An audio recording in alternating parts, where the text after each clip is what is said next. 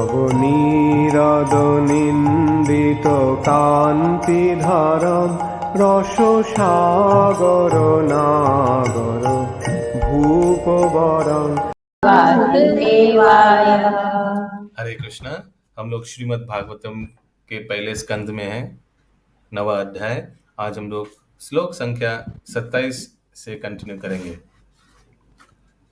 दान धर्मान राजधर्मान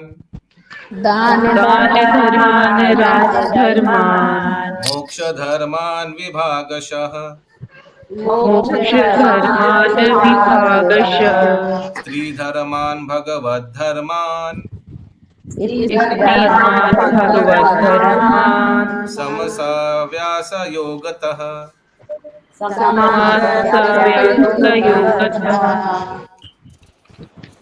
तो युधिष्ठिर महाराज का प्रश्न के उत्तर में भीष्म पितामह कंटिन्यू कर रहे हैं। याद है, युधिष्ठिर महाराज ने धर्म का सिद्धांत के बारे में प्रश्न किया था भीष्म पितामह को। अनुवाद ये सुषमा जायसवाल माता जी हैं। Okay, next let's see, somebody new wants, कोई नया कोई बोलना चाहेंगे। उनका नेटवर्क अच्छा होना चाहिए, network has to be high. Let's C,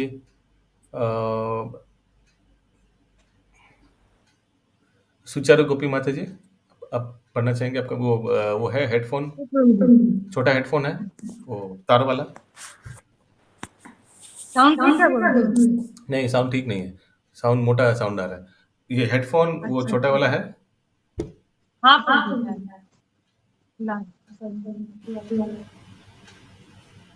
okay.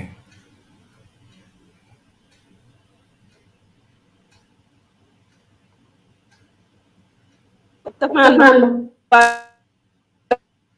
पढ़ती हूँ, प्रभु जी के तात्पर्य पढ़ेंगे। हाँ, प्लीज स्टार्ट। अनुवाद। तब उन्होंने दान कर्मों, राजा के राज्य विषयक कार्यकलापों तथा मोक्ष कर्मों की खंडवार व्याख्या की। फिर उन्होंने स्त्रियों तथा भक्तों के कर्तव्यों का संक्षेप में विशद रूप से वर्णन किया।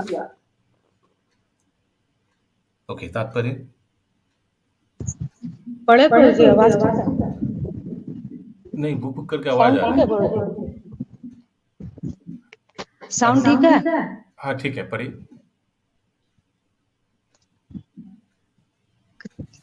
तात्पर्य: दान देना गृहस्थ का मुख्य कर्तव्य है और उसे अपनी खून पसीने की कमाई का कम से कम 50% हिस्सा दान देने हेतु तैयार रहना चाहिए। ब्रह्मचारी को यज्ञ करने चाहिए, गृहस्थ को दान देना चाहिए और वानप्रस्थ या सन्यासी को तपस्या करनी चाहिए।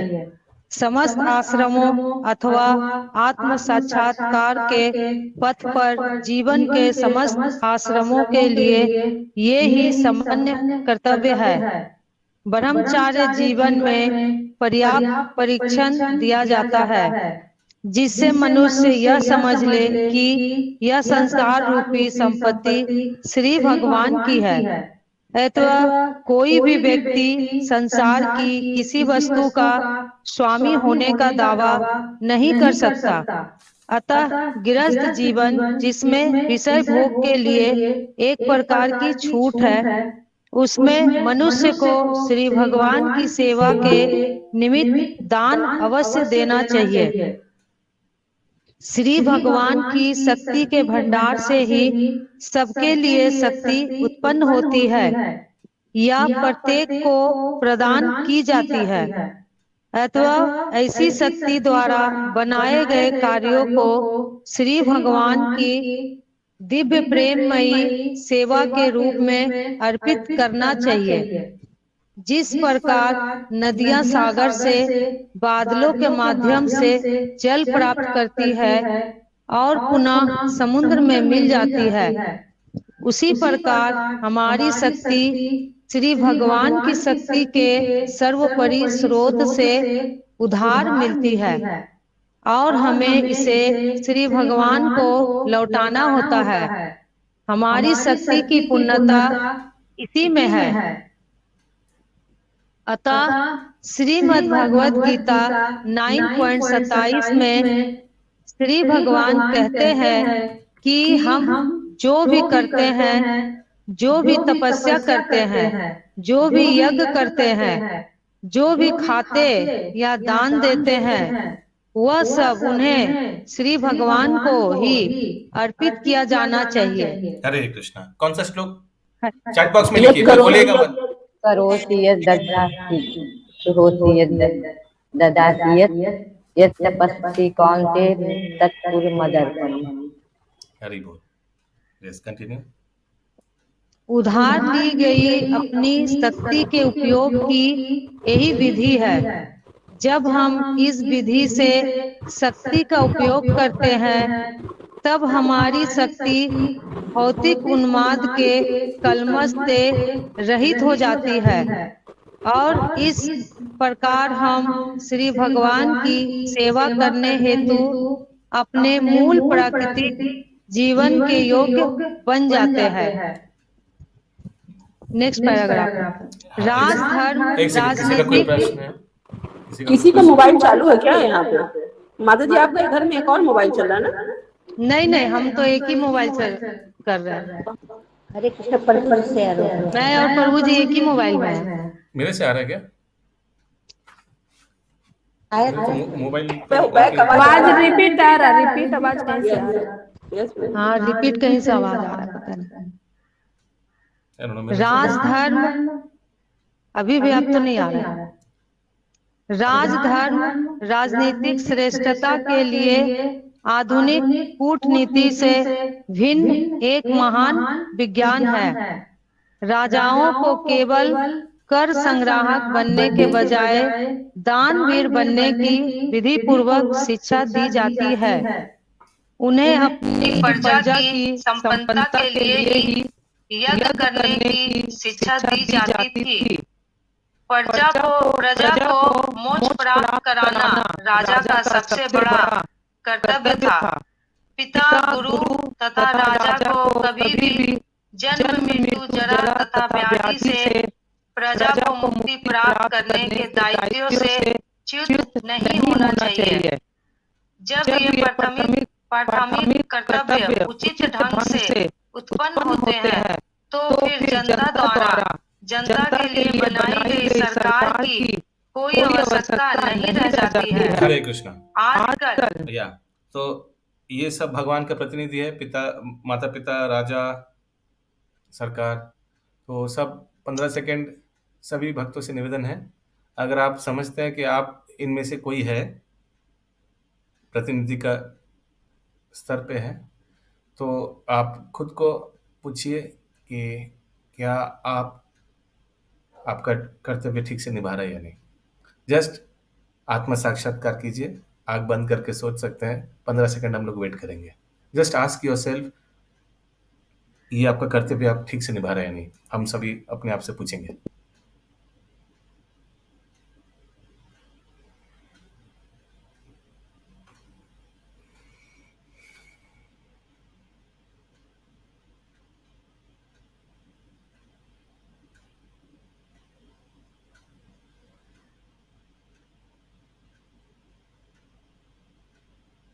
हरे कृष्ण।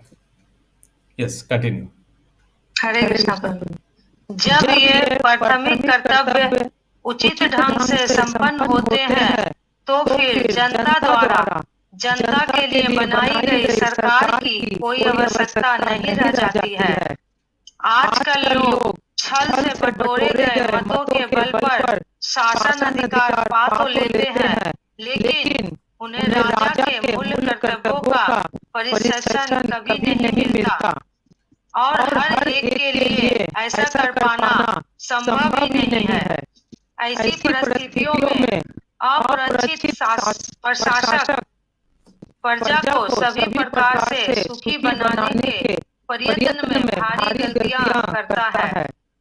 दूसरी ओर ये अप्रशिक्षित प्रशासक धीरे धीरे चोर तथा धूर्त बन जाते हैं और वे नेताओं से लदे ऐसे प्रशासन को चलाने हेतु करों में वृद्धि करते जाते हैं जो हर दृष्टि से बेकार होता है। वास्तव में मनु संहिता तथा पराशरकृत धर्मशास्त्र जैसे शास्त्रों के अनुसार राजा को समुचित प्रशासनिक निर्देशन देने हेतु योग्य ब्राह्मणों की आवश्यकता होती है। एक गुणवान राजा जनता का आदर्श होता है।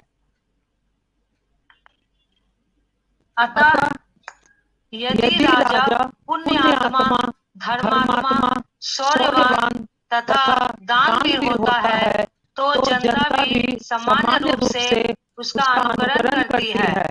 ऐसा राजा आलसी विषयी व्यक्ति नहीं होता जो प्रजा पर आश्रित रहता हो, अपितु चोरों तथा डाकुओं का वध करने से सदैव सतर्क रहता है। पुण्यात्मा राजा कभी भी अनावश्यक अहिंसा के नाम पर डाकुओं तथा चोरों पर दया नहीं करते थे। डाकुओं तथा चोरों को इस प्रकार दंडित किया जाता था कि भविष्य में कोई सुनियोजित ढंग से ऐसे दुष्कर्म करने का साहस भी ना करे। आज की तरह ऐसे डाकू तथा चोर कभी भी प्रशासन चलाने हेतु नहीं होते थे। तब कर लगाने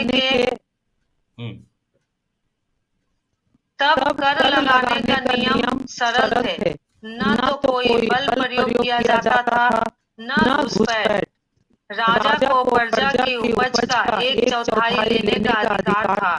राजा को किसी को प्राप्त संपदा का 1/4 भाग लेने का अधिकार था।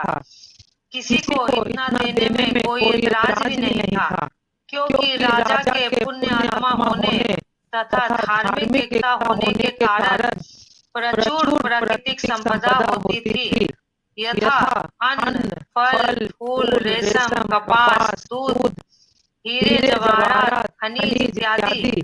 अथवा कोई भी भौतिक दृष्टि से असंतुष्ट नहीं रहता था। प्रजा कृषि तथा पशुधन में समृद्ध थी, अथवा उसके पास प्रचुर अन्न, फल तथा दूध था और उन्हें साबुन, सौंदर्य प्रसाधन, सिनेमा तथा मदिरालय की कोई कृत्रिम आवश्यकता न थी। राजा को यह भी सुनिश्चित करना होता था कि मानवता की संचित शक्ति का उचित ढंग से उपयोग हो रहा है। मानव शक्ति वास्तविक इच्छाओं की पूर्ति के लिए नहीं, अपितु आत्म साक्षात्कार के लिए होती है। सरकार की यस आशीष प्रभु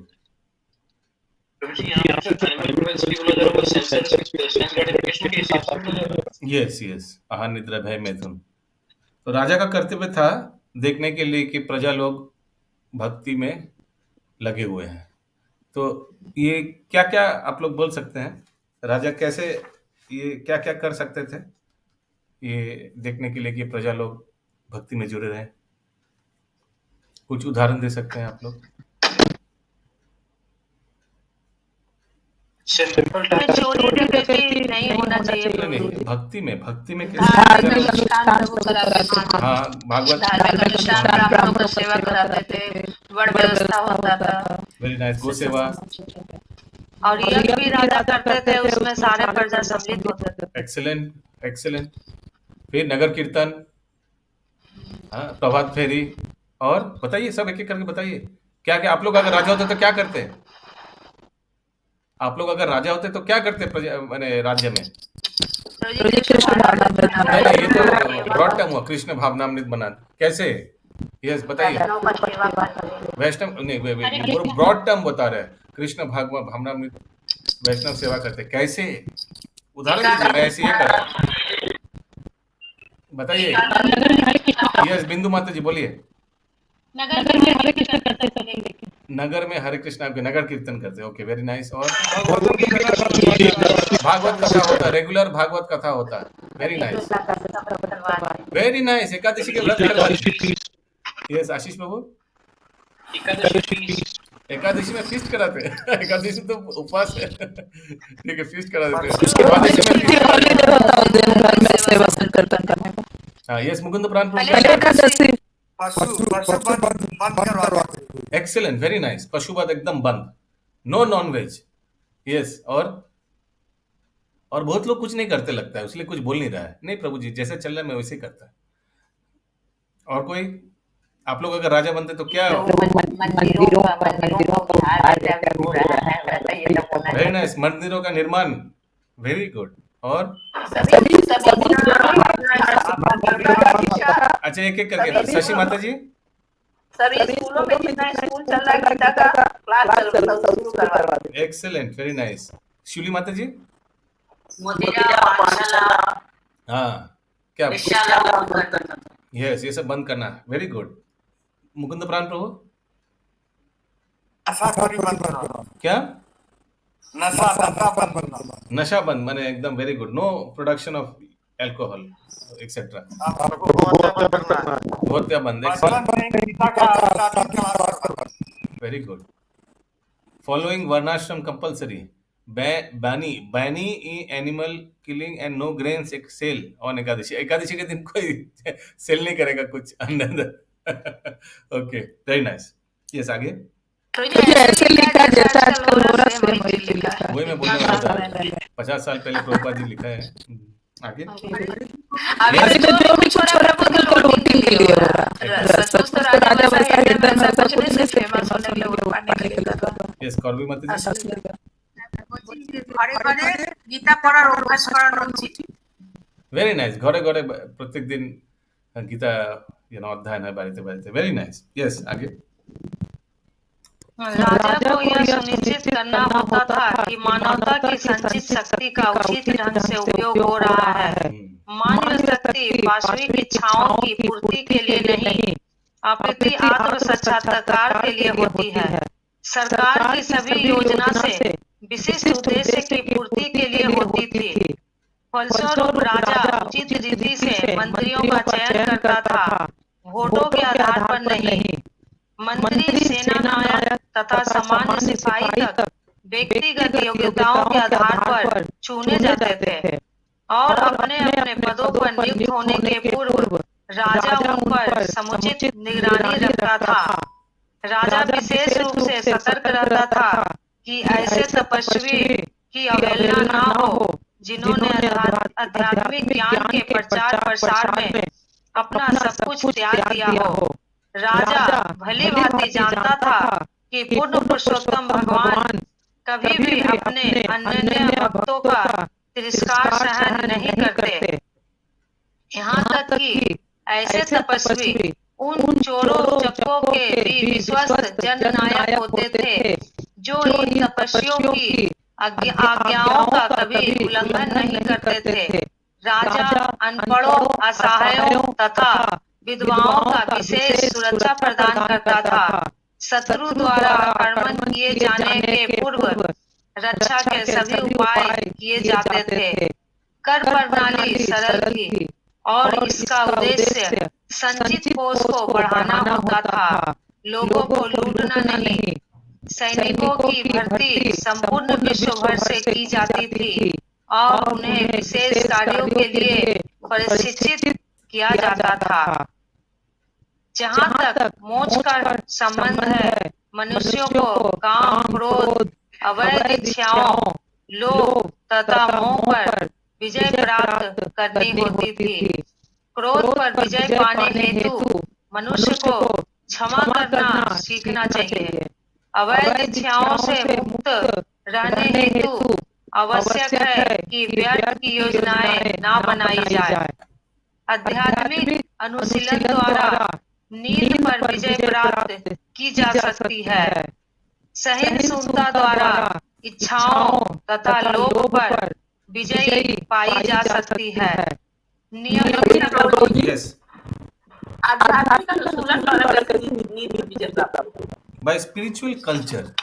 स्पिरिचुअल कल्चर में क्या बोल रहा है कि शाम को जल्दी सो जाना चाहिए। 7:30-8 बजे तक अगर कोई रात को डिनर ले रहा है प्रसाद लेकर, जल्दी early to bed early to rise. ये तो भागवत गीता में भी एक श्लोक है कि जहाँ साधु लोग का रात शुरू होता है तब असुर लोग का दिन शुरू होता है ना? हाँ, तो इससे हम लोग को समझ लेना चाहिए कि रात 7:30-8 बजे साधु लोग सो जाता है। मायापुर में भी ऐसे ही है। मायापुर में जो गुरुकुल है वहाँ 7 o'clock आफ्टर संध्या आरती थोड़ा प्रसाद लेकर सब बच्चे लोग सो जाते हैं, रात 2 बजे उठते हैं। हम लोग तो यहाँ बुढ़े बुढ़े लोग हैं, सुबह 10 बजे 11 बजे उठते हैं बहुत लोग। तो आध्यात्मिक अनुशीलन द्वारा नींद को विजय पा जा सकता है। ओके, और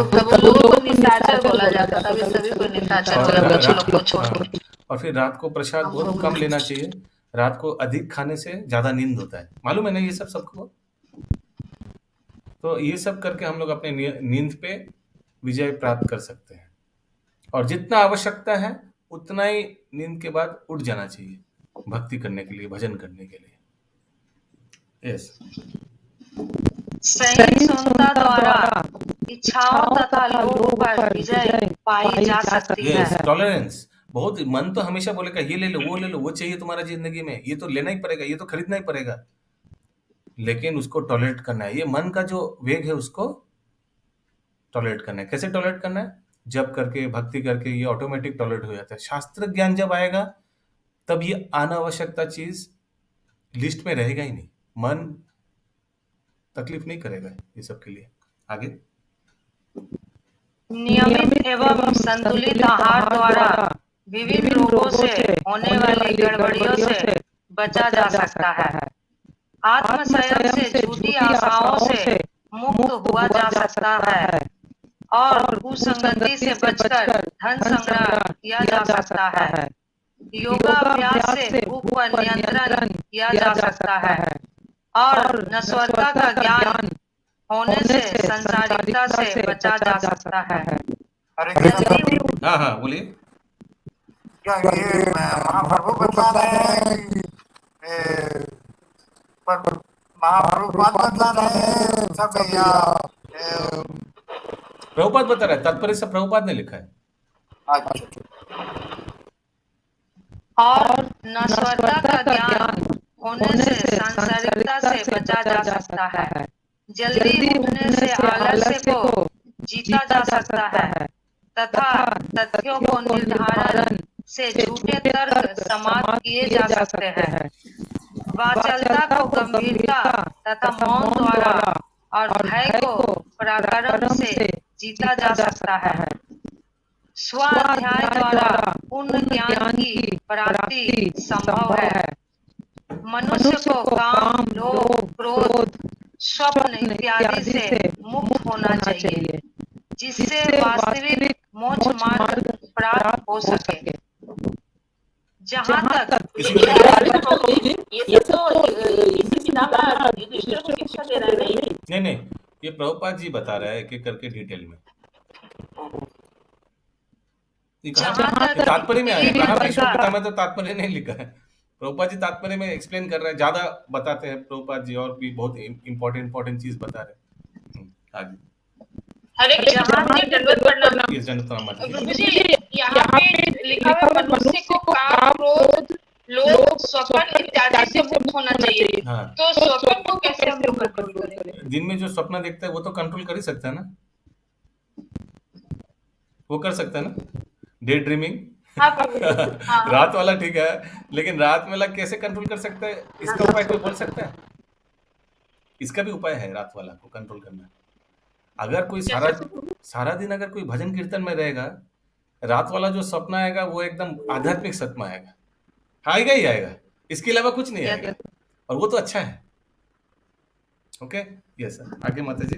क्या है तो मैं वो करूंगा सिर्फ सपने देखते रहता, बात करूंगा, कल करूंगा, और भी तो सपने देखना हुआ ना। यस, जहाँ तक स्त्री वर्ग का संबंध है, स्त्रियां पुरुषों की प्रेरणा स्रोत मानी जाती रही है। इस प्रकार वो पुरुषों से अधिक शक्तिशाली होती है। प्रकर्मी जूलियस सीजर क्लियोपेट्रा के वश में हो गया था। ऐसी शक्तिशाली स्त्रियां लज्जा द्वारा नियंत्रित होती है। ये तो लज्जा स्त्रियों के लिए महत्वपूर्ण है। इस सुरक्षा घेरे के कमजोर पड़ने पर स्त्रियां व्यभिचार द्वारा समाज में उत्पात मचा सकती है। व्यभिचार का अर्थ है वर्ण संकर अर्थात अवांछित बालकों की उत्पत्ति, जिससे विश्व में अस्थिरता फैल जाती है। तो देखिए कितना क्या क्या कनेक्टेड है, कहाँ से मैंने, और जड़ कहाँ है। प्रभु दो राज कर लेते हैं बहुत Yes. आगे भीष्म पिता के अंतिम शिक्षा श्री भगवान को प्रसन्न करने की विधि के विषय में थी।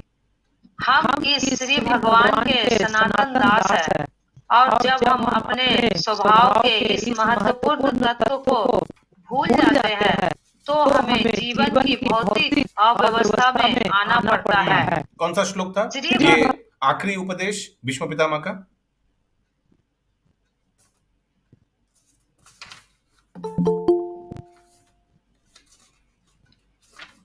24 नंबर श्लोक। 24 नंबर श्लोक का कोई अनुवाद पढ़िए।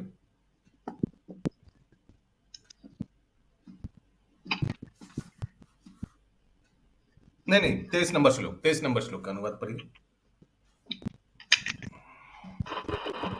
वे पुरुषोत्तम भगवान जो एकाग्र भक्ति तथा चिंतन से एवं पवित्र नाम के कीर्तन से भक्तों के मन में प्रकट होते हैं, वे उन भक्तों को उनके द्वारा भौतिक शरीर को छोड़ते समय सकाम कर्मों के बंधन से मुक्त कर देते हैं। सो कैसे भगवान को प्रसन्नता किया जा सकता है, इसके बारे में भीष्म पितामह ने बताया। जप करके, ध्यान करके, भगवान का नाम जप करके, इससे क्या होगा? मृत्यु के समय भौतिक बंधन कट जाएगा। यस, आगे। जब हम अपने स्वभाव के इस महत्वपूर्ण तत्व को भूल जाते हैं तो हमें जीवन की भौतिक अवस्था में आना पड़ता है। श्री भगवान को प्रसन्न करने की विशेष रूप से गृहस्थों के लिए सरल विधि है। घर में श्री भगवान का अर्चा विग्रह स्थापित किया जाए। अर्चा विग्रह में चित्त एकाग्र करके दैनिक कार्य किए जा सकते हैं। घर में अर्चा विग्रह की पूजा, वैष्णव की सेवा, श्रीमद् भागवतम का श्रवण, पवित्र तीर्थ स्थान में निवास तथा भगवान नाम का कीर्तन, ये सब बिना व्यय के हो सकने वाले कार्य है, जिनमें श्री भगवान को प्रसन्न किए जा सकते हैं। इस प्रकार यह भीष्म पितामह द्वारा अपने पौत्रों को समझाया गया। हरे कृष्ण। हरे कृष्ण। 28 नंबर श्लोक। धर्मथ काम मोक्षंश्च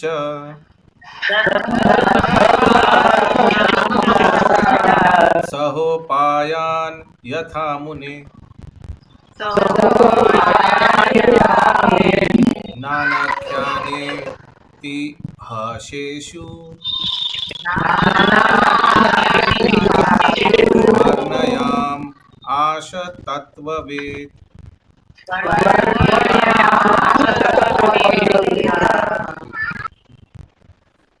तत्पश्चात उन्होंने ध्यान से उदाहरण देते हुए विभिन्न आश्रमों तथा वर्णों के वृत्ति पारक कार्यों का वर्णन किया, क्योंकि वे उस समय से उस सत्य से अच्छी प्रकार परिचित थे। फिर से एक बार माता जी। तत्पश्चात उन्होंने ध्यान से उदाहरण देते हुए विभिन्न आश्रमों तथा वर्णों के वृत्ति परक कार्यों का वर्णन किया, क्योंकि वे उस समय से अच्छी प्रकार परिचित थे उस सत्य से। यस माता जी, थोड़ा फर करके आवाज आ रहा है, थोड़ा देख वो साउंड। तात्पर्य हवा आ रहा है क्या? फैन चल रहा है कोई? फैन चल रहा है क्या? टेबल फैन इसे कुछ चल रहा है क्या? नहीं, अच्छा ठीक है, आवाज आ रहा है। पढ़िए। तात्पर्य पुराणों, महाभारतों तथा रामायण जैसे वैदिक ग्रंथों में वर्णित घटनाएं वास्तविक ऐतिहासिक कथाएं हैं, जो भूतकाल में कभी घटित हुई थी, यद्यपि वे किसी तिथि कर्मानुसार नहीं है। ऐसे ऐतिहासिक तथ्य बिना किसी तिथि कर्म के ही सामान्य जनों के लिए शिक्षाप्रद होने के कारण संकलित किए गए थे। इसके अतिरिक्त ये घटनाएं विभिन्न ग्रहों या यूं कहें कि विभिन्न ब्रह्मांडों में घटित होती है। इसलिए कथाओं के वर्णन को कभी-कभी 3 आयामों में मापा जाता है। हमें तो ऐसी घटनाओं से यस, स्थान काल पात्र।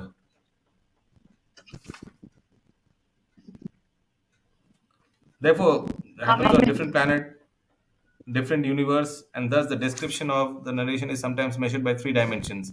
फिर भी हम लोग एक बार देख लेंगे आगे। यस, हमें तो ऐसी घटनाओं से प्राप्त शिक्षाओं से सरोकार होना चाहिए, भले ही वे हमारे ज्ञान के सीमित दायरे के अनुसार क्रमबद्ध ना हो। भीष्मदेव ने महाराज युधिष्ठिर के विभिन्न प्रश्नों के उत्तर में इन कथाओं को क्या सुनाया। हरे Krishna. Hare Krishna. Besides that, they happen on different planets, nay, in different universe, and thus the description of the narration is sometimes measured by 3 dimensions. ये कथा जो है स्थान दिखना चाहिए, काल दिखना चाहिए, पात्र दिखना चाहिए, उसीलिए अलग अलग तात्पर्य अलग अलग समय के लिए।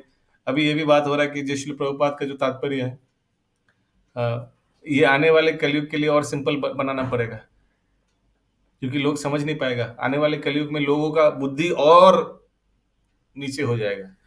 तो हमने सुना है राधेश्याम प्रभु भागवत गीता का तात्पर्य लिख रहा है, which is more simple for coming years, आने वाले पीढ़ी के लिए। जैसे आप लोग को मालूम है, श्रील भक्ति सिद्धांत सरस्वती ठाकुर भी, उन्होंने भी भागवत गीता का तात्पर्य लिखा है ना। तो हम लोग इस्कॉन क्यों उनको फॉलो नहीं करते हैं? गौरी मठ का Bhagavat Gita, yes, very difficult language, वो हम लोग समझ नहीं पाएंगे, साधारण व्यक्ति समझ नहीं पाएगा। लेकिन उस समय तो समझ पाते थे, है ना। 29 नंबर श्लोक। यस,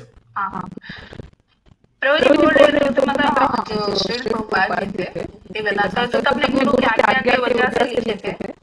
तो गुरु के आगे के वजह से लिखे थे। गुरु ने तो लिखने का कोई आज्ञा नहीं दिया। अच्छा, अपने से लिखे थे, ठीक है, बस क्वेश्चन था। यस, निर्गुण निलंबरी माता जी। हरे कृष्णा प्रभु, ये जो लाइन है ना, हमें तो ऐसी घटनाओं से प्राप्त शिक्षाओं से सरोकार होना चाहिए, भले ही हमारे ज्ञान की सीमित दायरे के अनुसार क्रमबद्ध ना हो। तो हमारे ज्ञान का सीमित दायरे के अनुसार क्रमबद्ध का क्या मतलब हुआ इधर? We are simply concerned with the instructive lessons of such incidents, even though they are not in order by a limited range of understanding. यानी they are not in order. They are not in order by a limited range of understanding. ये जो line में लिखा है ना कि अलग अलग प्लैनेट में है,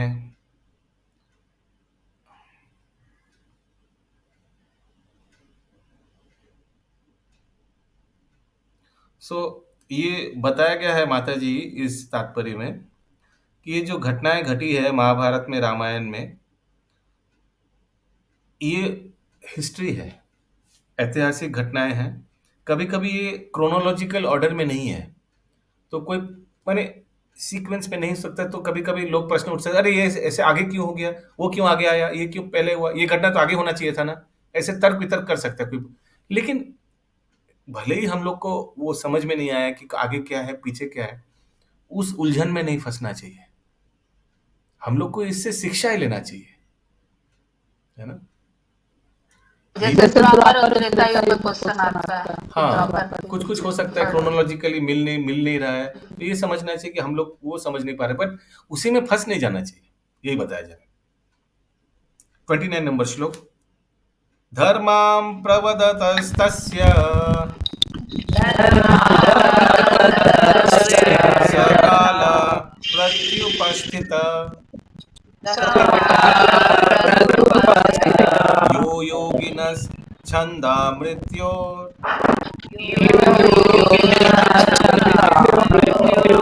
वांछितस्तुत्तरायणः।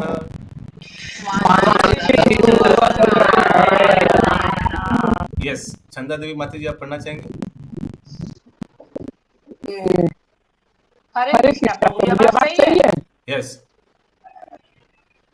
जब भीष्मदेव वित्तीय परक कर्तव्यों का वर्णन कर रहे थे, तभी सूर्य उत्तरी नहीं माता जी, गोलार्ध की ओर चला गया। चंदा माता जी, माइक सामने रखिए। अच्छा और ये आप आजू बाजू से आवाज आने, ये खिड़की के आसपास है क्या? वो गाड़ी का आवाज आ रही है सब?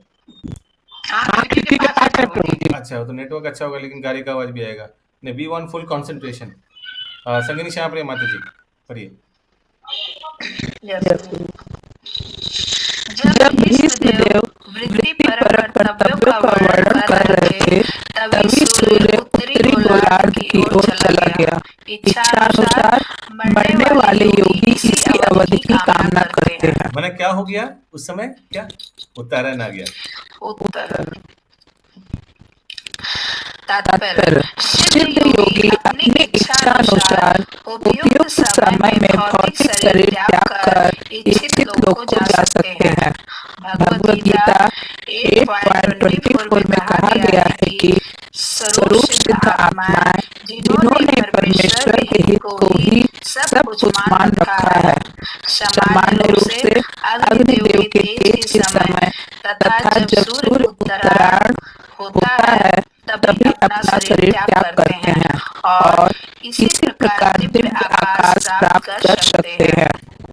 वेदों में ऐसे काल को शरीर त्याग के लिए शुभ माना जाता है और सिद्ध योगी इसका लाभ उठाते हैं। हरे कृष्णा। तो ये योग पद्धति है, योग ध्यान योग में ये बताया गया है। ओके, क्या योगी ध्यान करते हुए उनको मृत्यु के समय जहाँ जाना है उस लोक में वो जा सकता है, लेकिन भक्त लोग के लिए ये सब कोई आवश्यकता ही नहीं है। भक्त लोग भगवान का नाम जाप कीर्तन इसी में ध्यान देगा, भागवत श्रवण में ध्यान देगा, और भगवान जहाँ भी ले जाए नो प्रॉब्लम। ठीक है, यस, आगे। योग की सिद्धि का अर्थ है ऐसी श्रेष्ठ मानसिक अवस्था प्राप्त करना जिससे इच्छा अनुसार शरीर का त्याग किया जा सकता है। योगी किसी भी लोक में किसी भौतिक यान के बिना तुरंत ही पहुंच सकते हैं। योगी ऊंचे से ऊंचे लोकों में अल्प समय में पहुंच सकते हैं, लेकिन भौतिकवादी के लिए ऐसा कर पाना असंभव है।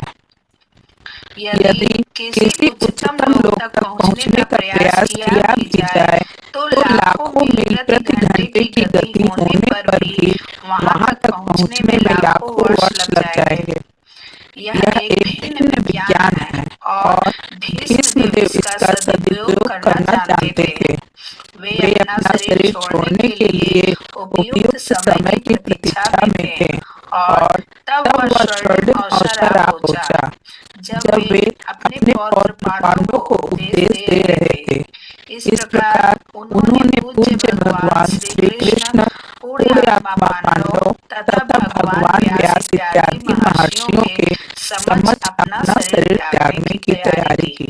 हरे कृष्णा। तो बहुत भक्त लोग पूछता है, प्रभु जी ऐसे वेट करना चाहिए क्या? उत्तरायण आएगा तभी देह रखना चाहिए? भीष्म पितामह ने ऐसे किया। भीष्म पितामह का केस अलग है, उनको ये एक्स्ट्रा दिया गया था कि इच्छा मृत्यु समय निर्धारण करने का उनका शक्ति था, ये वरदान से उनका था, पास था, तो उन्होंने इसका भी इस्तेमाल किया।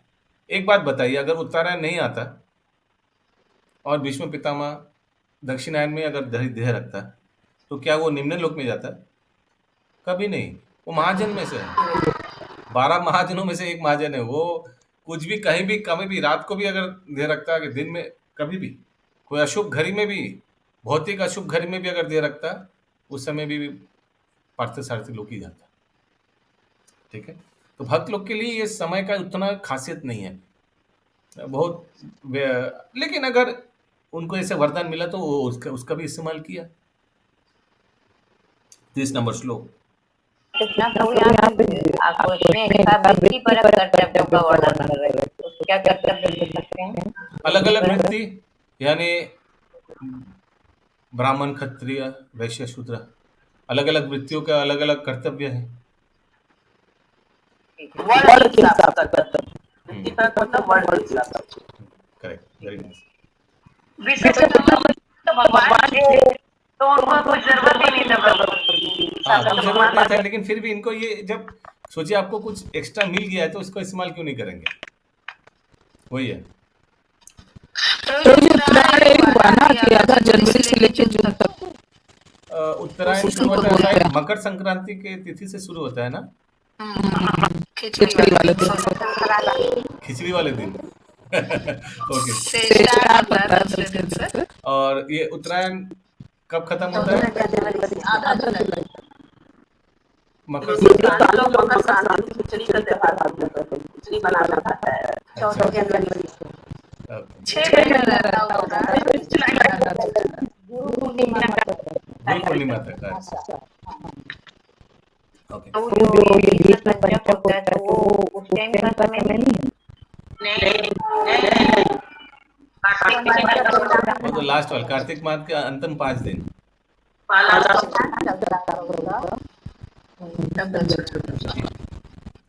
यस, 30 नंबर श्लोक।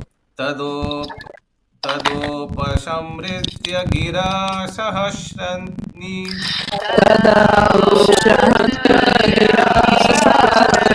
विमुक्त संगम मन आदि पुरुषे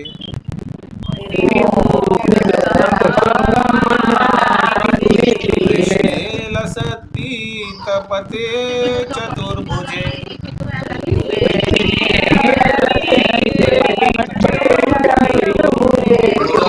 स्थिते आमिलितदृग्व्यधारयत्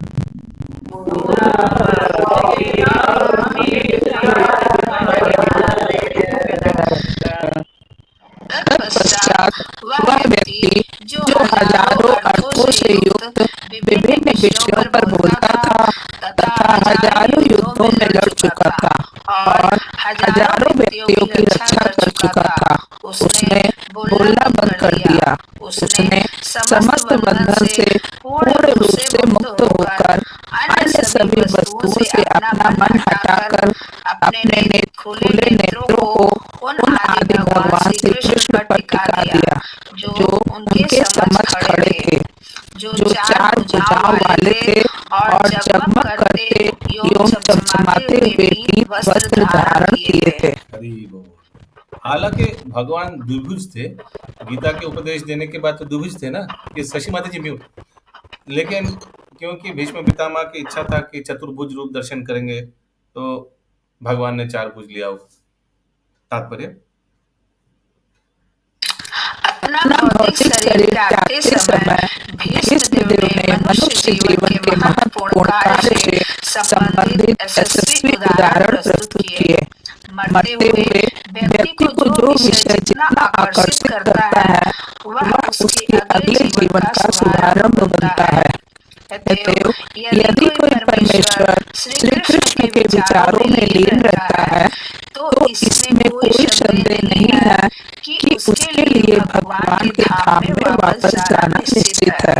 इसकी पुष्टि भगवद गीता 8.5.15 में हुई है। 5 और मृत्यु के समय जो केवल मेरा स्मरण करते हुए शरीर का त्याग करता है वह तुरंत मेरे स्वभाव को प्राप्त करता है, इसमें रंच मात्र भी संदेह नहीं है।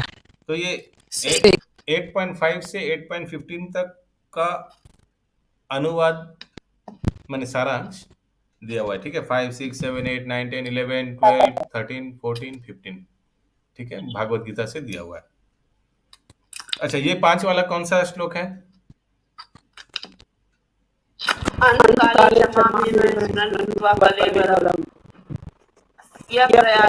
समान भाव संशय, कोई संशय नहीं है इसमें। 6 नंबर यमी अभी स्मरण भावं त्यजन्ते कलेवरम। कौन सा वाला? 6 नंबर वाला? आप पहले 6 नंबर ज्यादा मेरे दिल का याद नहीं, कुछ याद अरे बोल 6 नंबर तो पढ़ी। कभी याद नहीं करते प्रभु, कभी नहीं बैठते। Yes. एक बार आप होमवर्क दिए तो याद था। शरीर त्यागते समय मनुष्य जिस जिस भाव का स्मरण करता है वह उस भाव को निश्चित रूप से प्राप्त होता है। Yes, एकदम। नेक्स्ट। 7 अतएव हे अर्जुन, तुम्हें सदैव कृष्ण रूप में मेरा चिंतन करना चाहिए और साथ ही युद्ध करने के अपने कर्तव्य को भी पूरा करना चाहिए। अपने कर्मों को मुझे समर्पित करके तथा अपने मन एवं बुद्धि को मुझ में स्थिर करके तुम निश्चित रूप से मुझे पा सकोगे। ये है 8.7। कौन सा श्लोक?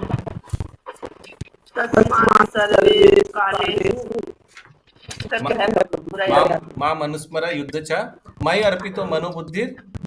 लास्ट लाइन क्या है? असंशय। या वेरी नाइस।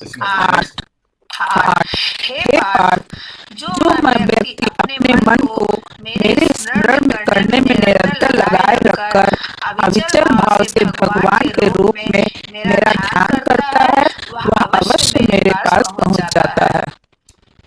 नंबर 9 मनुष्य को चाहिए कि परम पुरुष का ध्यान सर्वज्ञ, पुरातन, नियंता, लघुतर से भी लघुतम, सबों के पालक, समस्त भौतिक बुद्धि से परे, अचित्त तथा नित्य पुरुष के रूप में करे। वे सूर्य की भांति तेजस्वी है और दिव्य होने के कारण इस भौतिक प्रकृति से परे है। 10 मनुष्य के समय जो व्यक्ति अविचलित मन से योग शक्ति द्वारा अपने प्राण को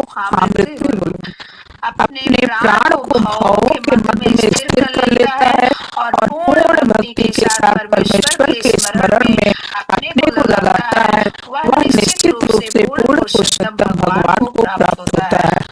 प्रभु जी भगवान कह रहे हैं 10 नंबर में। यस। तो प्रभु जी आप मेडिटेशन की तरफ जा रहे हो कुछ? हाँ, योगी लोग तो करता है ऐसे। अच्छा, लेकिन देखिए भरो के इधर मन को आत्मा को लेकर गया, लेकिन मन कहाँ है? देखिए लिखा हुआ है उसी श्लोक में, पूर्ण पुरुषोत्तम भगवान। हाँ ठीक है प्रभु। 11 जो वेदों के ज्ञाता है, जो ओंकार का उच्चारण करते हैं और जो संन्यास आश्रम के महान मुनि हैं, वे ब्रह्म में प्रवेश करते हैं। ऐसे सिद्धि की इच्छा करने वाले को ब्रह्मचर्य व्रत का आचरण करना होता है। अब मैं तुम्हें वह विधि बताऊंगा जिससे कोई व्यक्ति मुक्ति लाभ कर सकता है। 12 समस्त इंद्रियां क्रियाओं से विरक्ति को योग की स्थिति योग धारण कहा जाता है। इंद्रियों के समस्त द्वारों को बंद करके तथा मन को हृदय में और प्राण वायु को सिर के ऊपरी भाग में स्थापित करके मनुष्य अपने आप को योग में स्थापित करता है। हरे कृष्णा। तो देखिए भगवान का इतना श्लोक प्रभुपाद अपने तात्पर्य में क्यों बता रहे हैं? 5 से 15 तक क्यों बता रहे हैं? दिया है उसके आगे, इस अनुवाद में इस तात्पर्य में दिया हुआ है। शुरुआत में पहला पैराग्राफ में दिया है। प्रभुपाद बता रहे हैं कि कैसे मन अगर भगवत चिंतन में रहे मृत्यु के समय, तो वो व्यक्ति भगवान के धाम प्राप्त हो सकता है। इसको पुष्टि करने के लिए, इसको प्रूव करने के लिए श्रील प्रभुपाद 5 नंबर से 15 नंबर श्लोक कोट कर रहे हैं 8वें अध्याय का, कि देखिए इसमें भगवान बता रहा है, 10-11 श्लोक में बता रहा है भगवान। उसीलिए ये दिया है प्रभुपाद जी ने। आगे इस योग में योग है ना, यस माता जी। 8वें अध्याय में तो भगवान अष्टांग योग के बारे में बताते हैं। 8वें अध्याय में भगवान, 8वें अध्याय का जो चैप्टर का नाम क्या है? कैसे भगवत प्राप्ति। हाँ, तो कैसे भगवान को प्राप्त हो सकता है मृत्यु के समय, उसके छठे अध्याय में अष्टांग योग, ये 8वें अध्याय। हाँ, तो वही बता रहे हैं। नेक्स्ट इसमें अलग अलग तरीके से सबका बता रहे प्रभु, मतलब भगवान जी की कैसे कैसे आत्मा निकलता, कौन कौन धाम में जाएगा, ये बोलना चाह रहे हैं ना। मेन है मन कृष्ण निवेशिता मृत्यु के समय। बता रहे हैं कैसे तो अलग अलग अलग तरीका है। योगी लोग और भक्त लोग भगवान का चिंतन करते हैं। अयोगी लोग भगवान का ज्योति का चिंतन करता है तो वो उधर चला जाता है, लेकिन आखिर में भगवान का ही तो चिंतन करता है। भगवान का कोई ज्योति का, कोई भगवान का नित्य रूप का, अलग अलग है, लेकिन भगवत चिंतन ही तो है ये सब। आगे 13 इस योग में स्थित होकर तथा अक्षरों के परम संयोग ओमकार का उच्चारण करते हुए यदि कोई पूर्ण पुरुषोत्तम भगवान का चिंतन करता है और अपने शरीर का त्याग करता है तो वह निश्चित रूप से भगवत धाम को जाता है। 14 प्रभु जी इसमें ओमकार को मतलब भगवत धाम जाने के लिए बोला गया, ओमकार वर्ड से तो हम लोग को हरे कृष्णा बोला गया। ओम ओमकार अक्षर में मैं हूँ, ओम में ओम अक्षर जो है वो भी नहीं है भगवान को तो लेकिन हम लोग को हरे नाम प्रैक्टिस कराया जाता है अलग अलग। हाँ, तो ओमकार भी जो करेगा मृत्यु के समय उनको भी प्राप्त होगा, भगवान ने बोला है, तो वो भी भक्ति में ही है। वो भी अलग अलग प्रकार का भक्त लोग हैं। जो भक्त वो योग बोल पाएगा, कोई योग नहीं बोल पाएगा। कौन सा बोलता माता जी?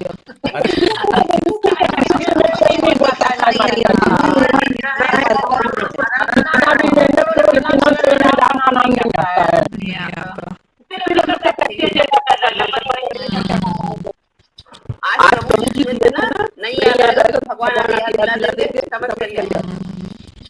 14 हे पुत्र जो अनन्य भाव से मेरा निरंतर स्मरण करता है उसके लिए मैं सुलभ हूँ, क्योंकि वह मेरी भक्ति में निरंतर प्रवृत्त रहता है। नेक्स्ट 15 महापुरुष जो भक्ति योगी है मुझे प्राप्त करने के पश्चात कभी भी इस दुखों से पूर्ण क्षणिक जगत में नहीं लौटते, क्योंकि उन्हें परम सिद्धि प्राप्त हो चुकी है। सबसे अच्छा 15 ये क्या है श्लोक?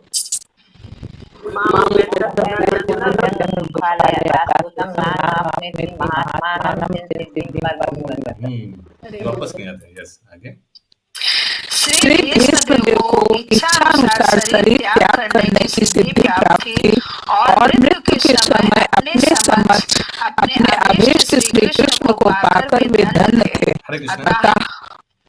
ये आप में से किसी को मालूम है कैसे ये वरदान मिला था भीष्म पितामह को इच्छा मृत्यु के? शायद उनका पिता नहीं दिया था ना, वो जब वो लेकर आया था अम्बा बालिका ना किसी को लेकर आया था ना शादी कराने के लिए।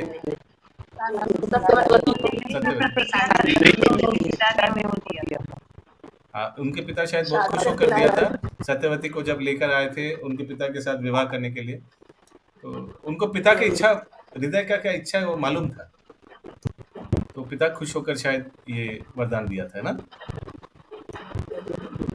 आगे सत्यवती से शादी करने के लिए उनके जो पिता थे, सत्यवती के जो पिता थे, उन्होंने ये शर्त रखी थी कि जो सत्यवती का पुत्र होगा वो ही राज सिंहासन पर बैठेगा। And Bhishmadev was already announced as Yuvraj of the kingdom.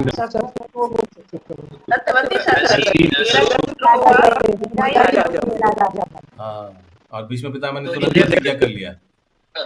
हाँ, उन्होंने प्रतिज्ञा कर लिया कि वो आजीवन ब्रह्मचारी रहेंगे। इससे खुश होकर के उनके पिता ने उन्हें हरि बोल। आगे अतः उन्होंने खुले हुए नेत्र उन पर टिका दिए। वे अपने प्रगाढ़ प्रेम के कारण श्री कृष्ण को दीर्घ काल तक देखना चाह रहे थे। चूंकि वे शुद्ध भक्त थे, अतएव उन्हें योग की विशद क्रियाओं की आवश्यकता नहीं थी। सिद्धि के लिए सरल भक्ति योग पर्याप्त है। अतएव भीष्मदेव की हार्दिक इच्छा भगवान कृष्ण को साक्षात देखने की थी, जो परम प्रिय थे, और भगवत कृपा से फिर भीष्मदेव को अपनी अंतिम सांस लेते समय यह सुअवसर प्राप्त हुआ। तो आप लोग से एक प्रश्न है, ठीक है? सब चैट बॉक्स में लिखिएगा, नहीं तो बहुत हौच-पौच हो जाता है। कि सोचिए आप लोग के पड़ोसी या आपके घर पे किसी का मृत्यु होने वाला है, ठीक है? तो इतना कुछ जानने के बाद आप लोग क्या करेंगे? माने कैसे? अच्छा, और डिटेल नहीं देंगे, सब पता चल जाएगा। आप लोग उनके लिए, उनका भगवत प्रगति के लिए क्या करेंगे? ठीक है, वो बेड पे लेटा हुआ है, सोचिए बहुत लास्ट, ओके। सुमना गौरंगी माता जी लिख रहे हैं हरे कृष्णा कीर्तन, ओके। और हरे कृष्णा महामंत्र बोलेंगे, ठीक है, वेरी गुड। हरे कृष्णा नाम लेंगे, कीर्तन करेंगे, वेरी गुड। और क्या?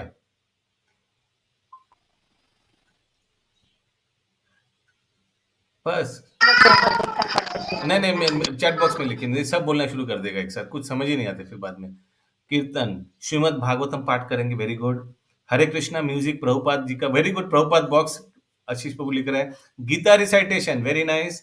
उनका हरिनाम का स्मरण करेंगे, उनको हरिनाम का स्मरण कराएंगे, ओके, वेरी गुड। ठीक है, कीर्तन, गीता पाठ, और कुछ? गीता जी, भगवान का पिक्चर, हाँ यही हम चाह रहे थे, भगवान का पिक्चर उनके सामने रखेंगे। देखिए भीष्म पितामह भगवान के फोटो में, भगवान के दर्शन में। गायत्री माता जी आपको लिखना पड़ेगा, गायत्री श्याम माता जी, चैट बॉक्स में, okay. Yes, very nice, rare point कि भगवान का फोटो सामने रखना चाहिए, वेरी नाइस। तुलसी महारानी क्या, पूरा बताइए, ये तुलसी महारानी क्या सामने रखेंगे? Yes, very nice, yes. और कोई, और कुछ जो कर सकते हैं? भक्त लोग को बुला सकते हरे हैं? कृष्णा प्रभु जी, हरे कृष्णा। नहीं, चैट बॉक्स में लिखिए। नहीं, कुछ बोलना है। पहले खत्म होने दीजिए। नहीं, चैट बॉक्स गंगा जल के पूरे लिखिए चैट बॉक्स में। यस, भक्तों को लेकर बुला सकते हैं, सब भक्त लोग को बुला सकते हैं कीर्तन करने के लिए, लाइव कीर्तन, वो करा सकते हैं। और कोई अच्छा आइडिया है किसी का पास, क्या कर सकते हैं हम लोग? तुलसी पात्र में मुंह में देंगे, तुलसी पात्र मुंह में देंगे, तुलसी पात्र या तुलसी पत्र? अच्छा, पत्ता, अच्छा ठीक है, वो तो मृत्यु के बाद देते हैं। वो तो मृत्यु के बाद, नहीं मत बोलिए, लिखिए,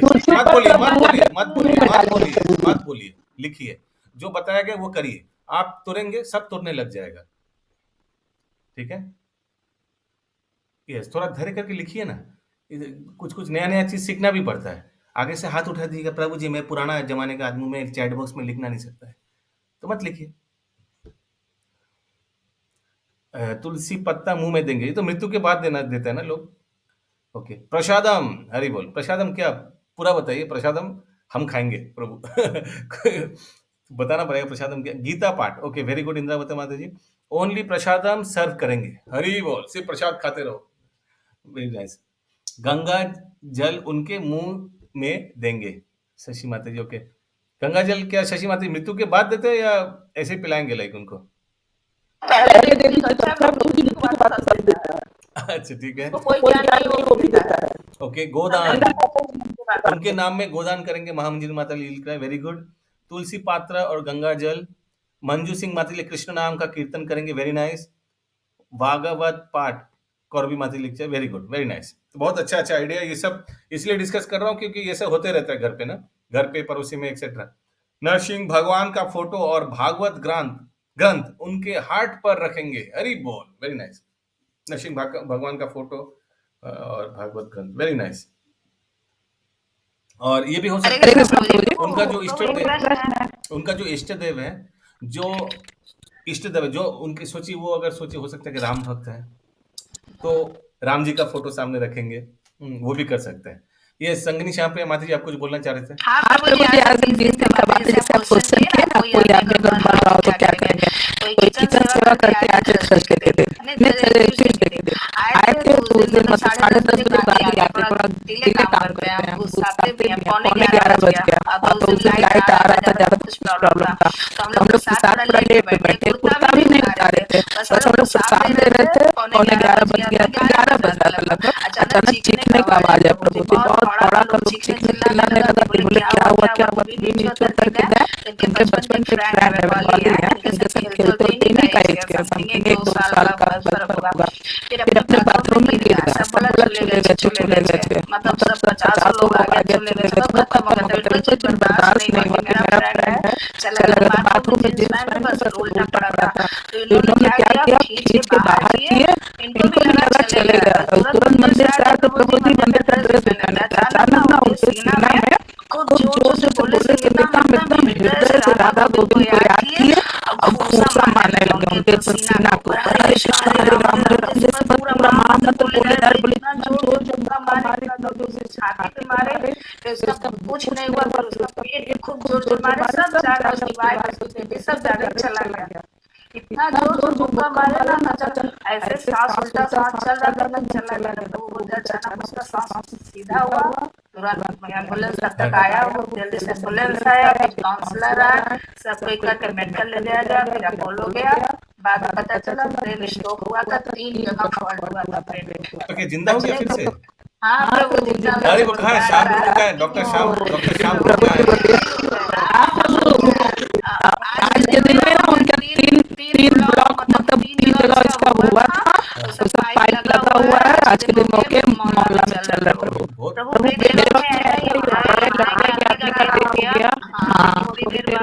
अगर वो जीवन और आयु रहती है। Very nice. श्याम प्रभु का दर्शन। हाँ प्रभु, हाँ या तो नहीं बताया प्रभु, इनके मेरी खासियत तो बहुत विनम्रता को बोलते रही। हाँ प्रभु सब बोल रहा, उनका उनकी दीदी सब उनकी मम्मी हरि बोल बोलिए, हरि बोल। सिर्फ राधा गोविंद जी का ही हुआ है कि राधा गोविंद जी का नाम लिए प्रभु, इतना दिल से लिए कि मतलब आ गए उस धरती पे, नहीं तो सब सोचा कि हो गया उनका कल्याण। और सब मेडिकल में सभी का पेट ठोक रहा, उनकी बहन पेट ठोक रही है, उनका बहनोई लोग बोले बहुत अच्छा काम किया, बहुत अच्छा काम किया, सब कोई का मतलब करा। उस दिन इतना अच्छा स्टेप आप लिए कि वो रिटर्न आ गए। ये सुमना गौरंगी माता जी आप कुछ बोल रहे थे?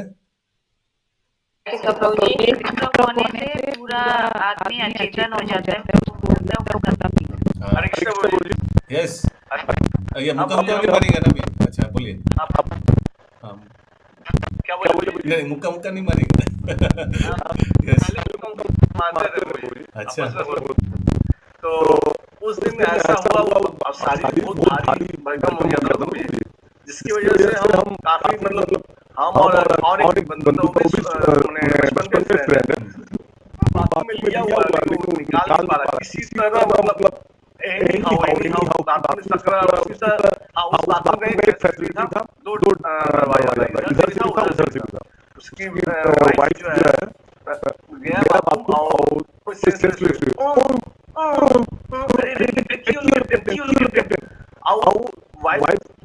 चिल्लाना चालू की, हम लोग बोले क्यों चिल्ला रहा है? उसी से उठ गया होगा, पूरा मोहल्ला उठ गया बोली। लेकिन उसमें हम 5 मिनट बाद आए, लेकिन वो मोहल्ला चिल्ला रहा, लेकिन उसके घर में कोई नहीं रुका, उसके बाद में कोई नहीं रुका, उसकी औरत चिल्ला रही थी, वो कुछ कर नहीं सक रही है क्योंकि उसका पेट सही है। अब तक जो एक दोस्त गया बाथरूम गया तो है, उठाया नहीं है, लेकिन वो दीवार के सहारे से है ना, वो किसी तरह उसको बैठ लिया है, लेकिन कुछ कर नहीं पा रहा। उसके हेल्प से हम बाहर निकालने के बाद मेरे दिमाग में कुछ नहीं आया, पता नहीं अब लगता है कि वो एक ही पाया है।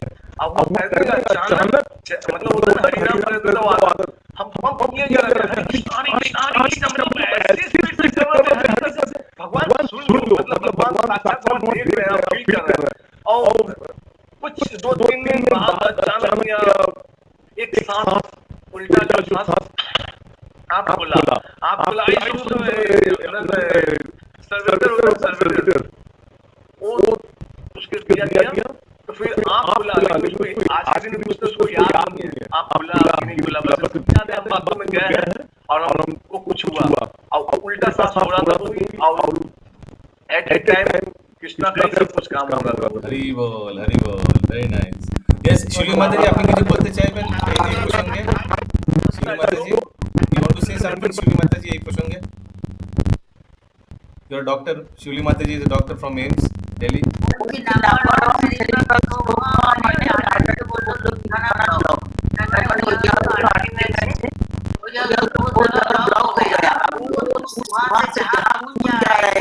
वो जगह डेड हो गया। ब्रेन में ऐसी चीज है जो डेड हो जाता है, वो जनरेट नहीं होता है। जैसे हमारा स्किन कट जाता है, स्किन चीज हो जाता है, ब्रेन का वो एरिया नहीं होगा। आप देखना होगा उस एरिया का काम ना वो जियोपर्टाइज होगा, मतलब वो एरिया उसको वापस नहीं आएंगे।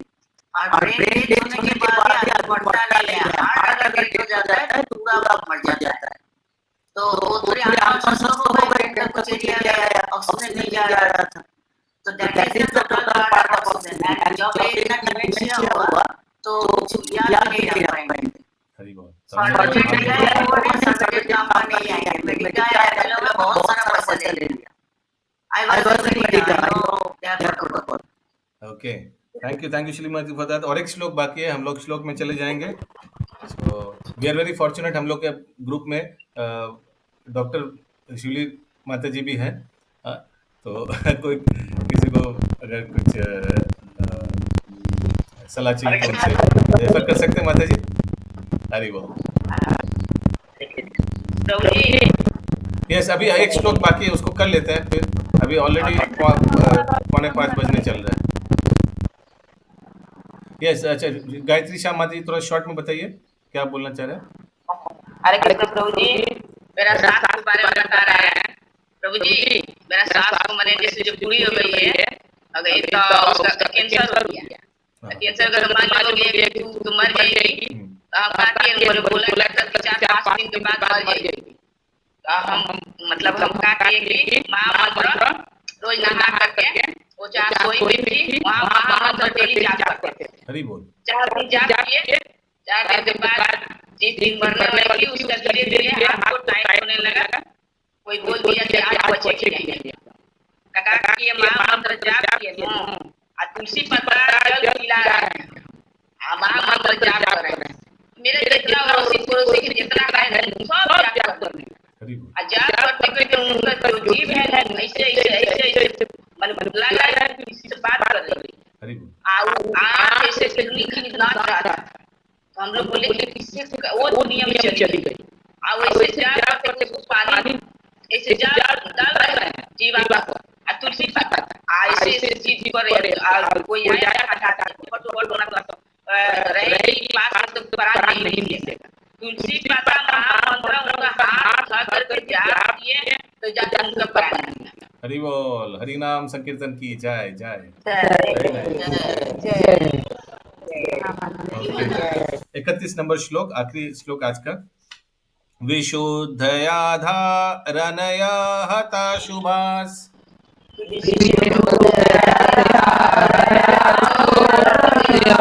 दीक्षयाय वसुगता युधाश्रमा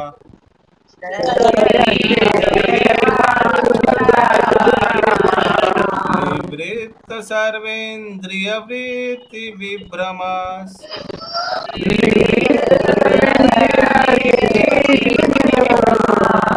तुष्टावजान्यं विसृजान जनार्दनम।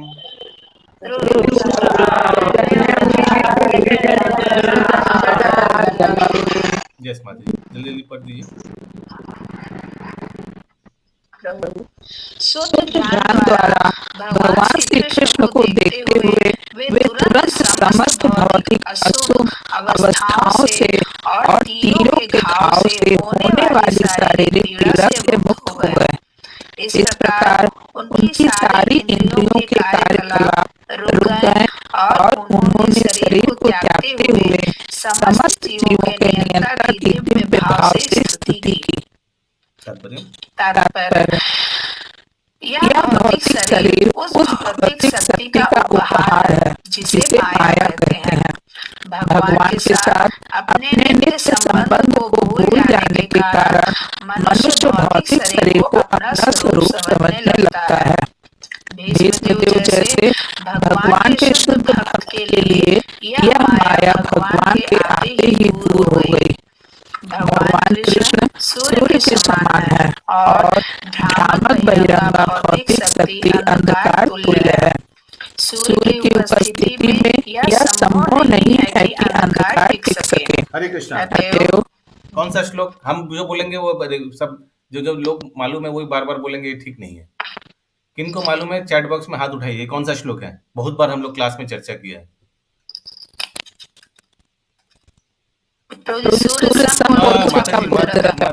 मत बोलिए, हिंट मत दीजिए।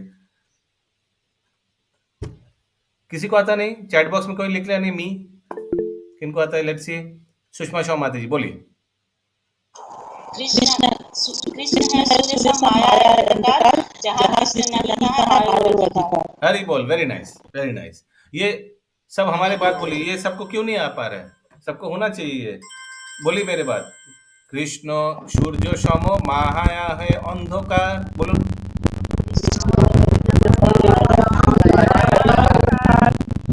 जहाँ कृष्ण ताहा नहे मायारो अधिकार।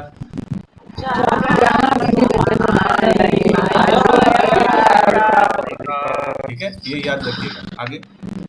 अतएव भगवान कृष्ण का आगमन होते ही सारा भौतिक कलमश पूर्ण रूप से दूर हो गया और भीष्मदेव पदार्थ के साथ अशुद्ध इंद्रियों के कार्यों को रोककर दिव्य पद को प्राप्त होने में समर्थ हो सके। आत्मा मूलतः शुद्ध होता है और प्रभु इधर लिखा है भीष्मदेव पदार्थ के साथ, तो इधर पदार्थ क्या है? पदार्थ के साथ अशुद्ध इंद्रियों के कार्यों को रोककर दिव्य पद को प्राप्त होने में समर्थ हो सके। Bhishmadev was thus able to transcendently situated by stopping the activities of the impure senses in collaboration with matter। तो भीष्मदेव अपने यहाँ लिखा है, यहाँ जो लिखा है impure senses यानी कलुषित जो इंद्रिय है, जो पदार्थ के साथ संस्पर्श में आने के बाद जो कलुषित कार्य होता है, इसको निवारण कर पाया यानी बंद कर पाया। क्या मैं समझा पा रहा हूं? कलुषित इंद्रिय पदार्थ के साथ मिलकर कलुषित कार्य होता है, ये लिखा है। फिर से मैं पढ़ रहा हूं इंग्लिश में क्या लिखा है।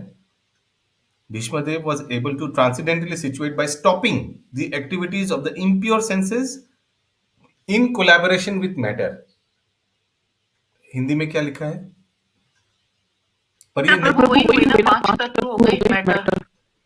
इंद्रियों भौतिक वस्तु के संस्पर्श में आने के कारण भौतिक कार्य होता है, तो ये बंद करा पाया भीष्मदेव। ठीक है, में लिखा है भौतिक शरीर। इस लाइन में क्या लिखा है हिंदी में जो अभी हम बताया? भीष्मदेव पदार्थ के साथ अशुद्ध इंद्रियों के कार्यों को रोककर दिव्य पद को प्राप्त होने में समर्थ हो भौतिक सके। कार्य को रोक पाया। प्रभु पर सबसे पहला लाइन में लिखा है भौतिक शरीर उस भौतिक शक्ति का उपादान है। हम भौतिक शरीर को भी पदार्थ बोल सकते हैं क्या? लेकिन इस लाइन में जो बोला है वही भौतिक इंद्रियों पदार्थ के संस्पर्श में आने के बाद। ठीक है। यस कौरवी माता जी बोलুন। ওটা তাহলে কি বলা হচ্ছে ইন্দ্রিয় সমূহের কার্যকলাপ মানে স্তব্ধ হয়ে যায়। হ্যাঁ, তো আমরা যে কোনো জড়জাগতিক কার্য করি কিভাবে করি? আমাদের জড়জাগতিক ইন্দ্রিয়গুলো জড়জাগতিক বস্তুর সঙ্গে সংস্পর্শে আসার পরে তো জড়জাগতিক কার্য হয়। তো সেটা ভীষ্ম পিতামহ বন্ধ করে দিয়েছে, মানে জড়জাগতিক কার্যকলাপ বন্ধ হয়ে গেছে ওখানে, এটাই বোঝানো। आत्मा मूलतः शुद्ध होता है और इसलिए इंद्रियां भी शुद्ध होती हैं। भौतिक कलमश से ही इंद्रियां अपूर्णता तथा अशुद्धता से काम करने लगती हैं, किंतु परम शुद्ध भगवान कृष्ण का संसर्ग प्राप्त होते ही इंद्रियां पुनः भौतिक कलमश से मुक्त हो जाती हैं। भीष्मदेव को अपना शरीर त्यागने के पूर्व भगवान की उपस्थिति के कारण ही ऐसी दिव्य अवस्था प्राप्त हो सकी थी। भगवान सभी जीवों के नियंता उपकारी हैं। समस्त वेदों का यही निर्णय है कि वे परम शाश्वत तथा समस्त शाश्वत जीवों में परम पुरुष हैं तथा वे ही सभी प्रकार के जीवों की सारी आवश्यकताओं को पूरा करने वाले हैं। इस प्रकार उन्होंने अपने परम भक्त श्री भीष्मदेव की दिव्य इच्छाओं को पूरा करने की सारी सुविधाएं प्रदान की। तब भीष्मदेव ने इस प्रकार प्रार्थना की। प्रभु जी हम लोग कृष्ण भावना भावी थोड़ा बहुत भी हो रहा है गुरु के आप लोग के मतलब प्रेरणा से हम लोग कभी इंद्रियों पहले से मतलब पहले जो हिसाब से था उससे तो बहुत शुद्धि यार प्रभु सबका यार का तो होगा ही होगा ना प्रभु सबका आएगा। ये जो प्रोसेस है ये प्रूवन प्रोसेस है, कृष्ण भक्ति का प्रोसेस ये 100% प्रूवन प्रोसेस है। सारा विश्व में लोगों का कल्याण हो रहा है इससे।